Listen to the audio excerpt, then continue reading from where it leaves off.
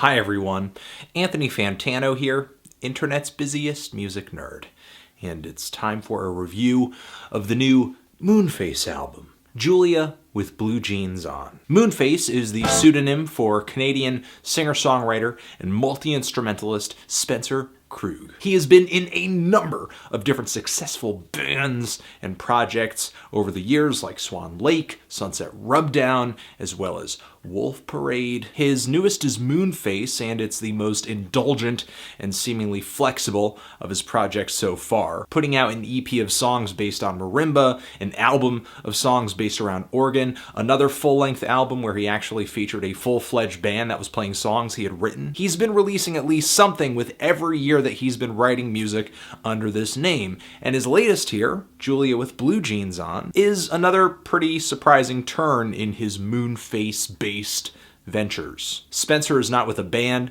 on this record. He's back to doing things solo, and he is behind his main axe, the piano. And this LP delivers 10 tracks that are a little out of the ordinary for Spencer in that they are very personal and blatant about the fact that Spencer is writing about some experiences that he's had, especially dealing with love.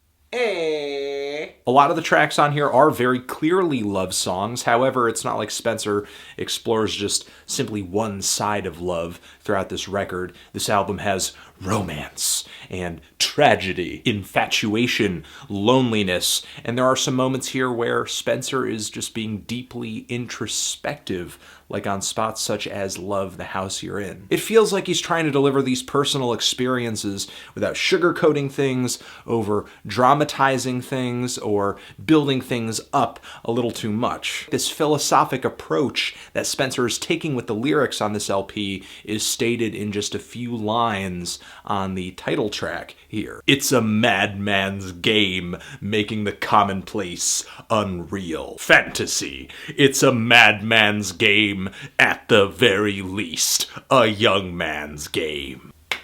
Thank you. Thank you.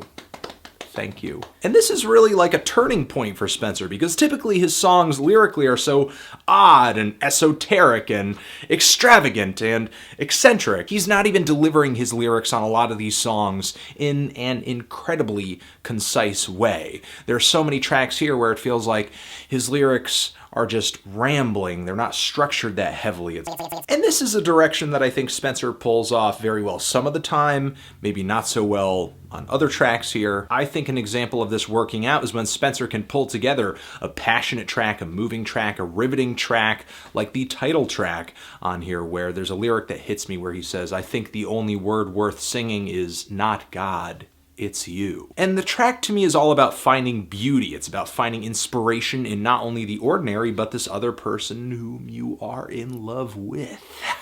Then, on the flip side of this double-edged sword, we have the song Dreamy Summer, which is one of the longer tracks here and meanders melodically, structurally, vocally, lyrically, to the point where I just feel like this song is very, very mundane. There's not really much about it that I like aside from the very refined piano playing. However, I do think Spencer is conscious of that mundaneness and doesn't care, because I think he's focusing a lot more on just exercising these emotional demons and kind of taking the good with the bad on that. And it really is more good than bad a lot of the time on here, like with the opening track Barbarian, where I feel like lyrically Spencer is putting his dark side and putting his more innocent side on display, measuring them up a bit. Something that I think he does in an even more bold and obvious way on Barbarian Part 2, a 2-minute track, a follow-up. But in between these two tracks is maybe my favorite on this entire LP,